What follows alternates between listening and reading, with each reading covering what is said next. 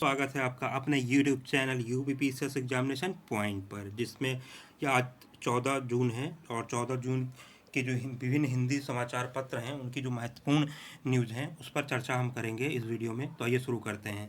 देखिए, पहली न्यूज़ है, इजराइल में नेतन्याहू युग समाप्त हो गया है और नेप्ताली नए पीएम बने हैं। इजराइल के जो है यहूदी नेता नेप्ताली बेनेट जो है ये नए प्रधानमंत्री मनोनीत किए गए हैं और ये दक्षिणपंथी नेता हैं। और इसके पहले जो नेतन्याहू थे, जो 12 वर्ष से पीएम थे, उनका कार्यकाल मतलब उनका कार्यकाल खत्म हो गया है। ठीक है, लगातार 12 वर्ष से थे। और जो ये दक्षिणपंथी वामपंथी होता है, दक्षिणपंथी मतलब राष्ट्रवादी नेता जो होते हैं उन्हें दक्षिणपंथी नेता कहा जाता है। ठीक है, चलिए आगे देखते हैं। अब अगला है, ये जो G7 का समिट हो रहा था उसका समापन जो है कल हो गया है। ये हो कहाँ रहा था? ये जो है ब्रिटेन के जो है कॉर्नवाल शहर के कार्बिस में आयोजित किया जा रहा था। ठीक है, इस ब्रिटेन में हो रहा था। इसमें 7 देश सदस्य हैं। कौन कौन से हैं आपके कल भी मैंने बताया था।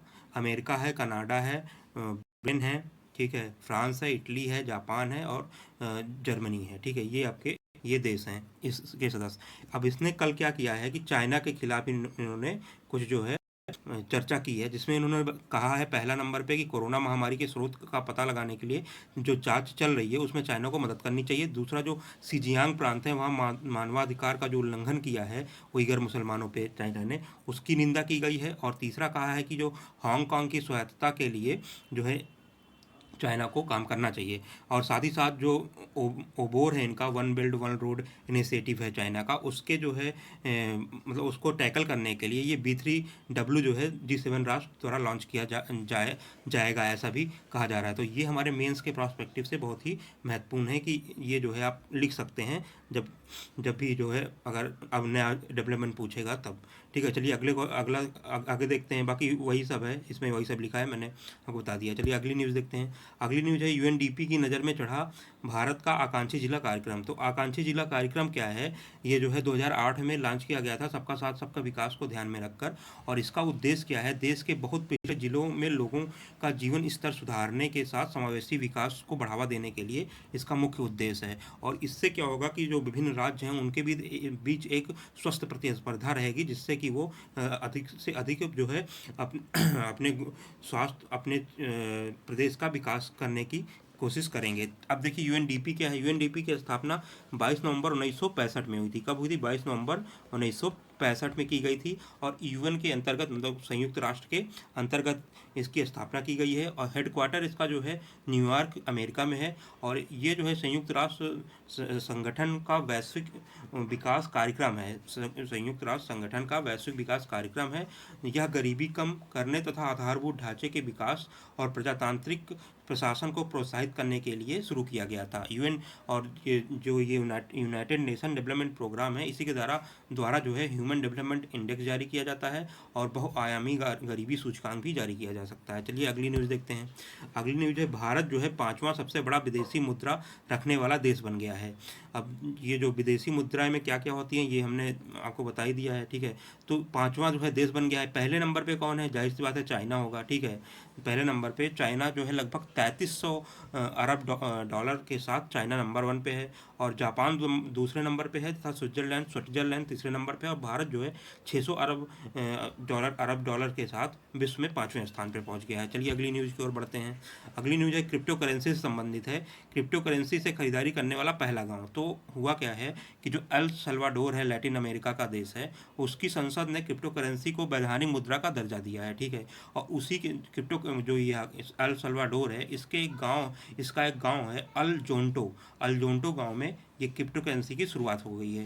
क्रिप्टो करेंसी होता क्या है? ठीक है, तो क्रिप्टो करेंसी जो है एक डिजिटल मुद्रा होती है जो किसी सिक्के या नोट की तरह ठोस रूप में उपलब्ध नहीं होता है। यह पूरी तरह से ऑनलाइन होता है और किसी भी नियम इस मतलब बिना किसी नियम के इसका व्यापार किया जा सकता है। तो अल जोंटो जो है ये अल सल्वाडोर की एक गांव है जहाँ पे क्रिप्टो करेंसी की शुरुआत की गई है। ठीक है, चलिए अगला न्यूज़ देखते हैं। अब ये देखिए बहुत ही अच्छी न्यूज़ है। 5 वर्ष बाद जोकोविच फिर बने चैंपियन, ठीक है।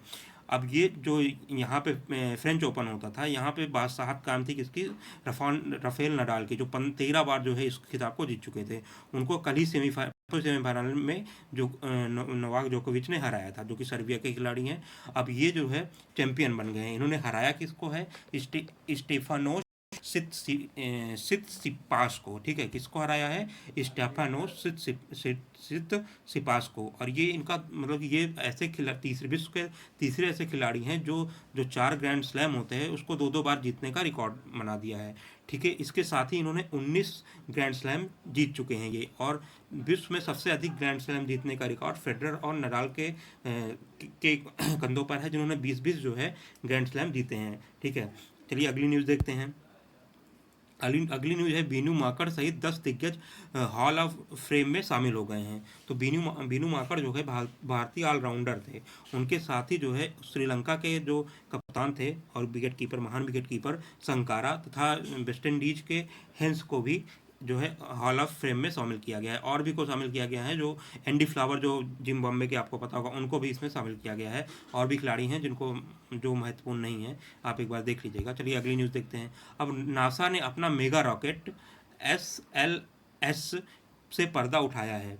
इस नासा क्या कर रहा है कि आर्टेमिस 1 मिशन के तहत नासा जो है ये इस रॉकेट का उपयोग करेगा। इसे मेगा रॉकेट कहा जा रहा है। और ये यूएसए की इसमें जो ये आर्टेमिस 1 है, ये इसमें क्या कर रहे हैं ये नासा वाले कि यूएसए की अगली पीढ़ी के क्रू व्हीकल ओरियन चांद पे ले जाएंगे, जिसमें पहली उड़ान होगी इसके, उसमें इंसान नहीं होंगे, ठीक है।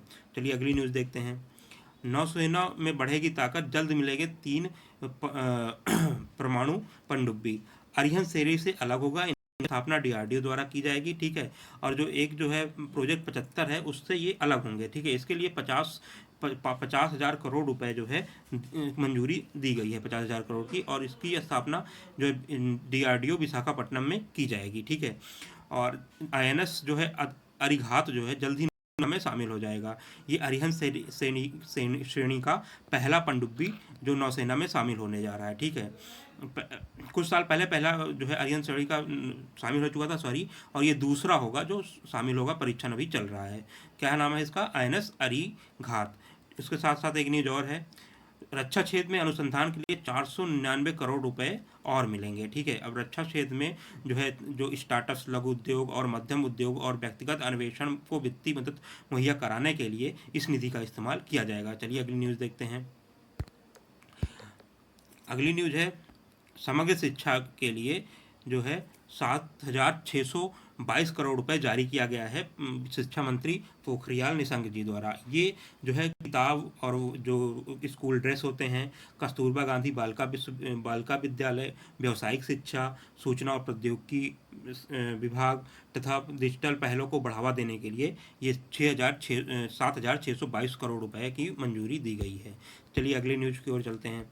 अब देखिए, जो बहुत अधिक चाय, कॉफ़ी और सॉफ्ट ड्रिंक का सेवन करते हैं, उनके लिए ये एक सतर्क कर देने वाली न्यूज़ है। कह रहा है कि ज़्यादा कैफीन लेने से आंखों का खतरा हो जाता है। अब जो चाय, कॉफ़ी और एनर्जी ड्रिंक का अधिक सेवन करते हैं, इससे क्या होता है, कुछ समय के लिए स्फूर्ति आती है, जो मतलब कि आप देखेंगे जो जो IT सेक्टर्स में काम करते हैं या उन लोगों के द्वारा ये चाय, कॉफ़ी और सॉफ्ट ड्रिंक बहुत अधिक सेवन किया जाता है। तो कुछ समय जब वो थकान महसूस करते हैं तो वो चाय, कॉफ़ी या सॉफ्ट ड्रिंक लेते हैं, उसके बाद उन्हें कुछ स्फूर्ति मिलती है और फिर से वो जो है काम पे लौट आते हैं। तो इसमें जो है जो शोध किया गया, इसमें पता चला है कि ये चाय, कॉफ़ी और एनर्जी ड्रिंक के अधिक सेवन से ग्लूकोमा होता है, उसमें इजाफा होने की आशंका है। और ग्लूकोमा ही जो है अंधेपन का प्रमुख कारण है, ठीक है साथियों। तो इसलिए आप थोड़ा सतर्क हो जाइए। चलिए अगली न्यूज़ देखते हैं। अब यूपीपीएससी से ये न्यूज़ है, सहायक अभियंता के लिए सैकड़ों पद पर जल्द भर्ती की तैयारी। अभी जो है कुछ ही समय पहले 2020 में ही 2021 में ही सहायक अभियंता जो होते हैं, असिस्टेंट इंजीनियर, PWD आवास विकास परिषद, इसके लिए जो है परीक्षा आयोजित की गई थी और उसका फाइनल रिजल्ट भी आ चुका है। और अभी 144 पदों के लिए अधियाचन ये इस न्यूज़ में बताया जा रहा है कि आ चुका है सहायक अभियंता के लिए। तो जल्द ही ये वैकेंसी देखी जा सकती है। जबकि ये कैलेंडर जो निकाले थे पीएससी वाले, उसमें इसके पेपर एग्ज़ाम का कोई जिक्र नहीं है। तो तभी ये पेपर वाले न्यूज़पेपर में कहा गया है कि उसकी वैकेंसी आएगी और पेपर कराया जाएगा। चलिए अगली न्यूज़ देखते हैं और अंतिम न्यूज़ देखते हैं।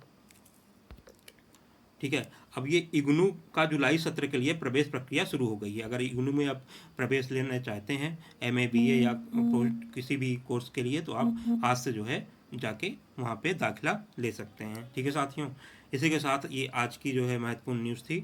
आपको कैसा लगा आप लाइक करिएगा, कमेंट भी करिएगा और जो भी सजेशन हो मुझे बताइएगा ज़रूर। धन्यवाद।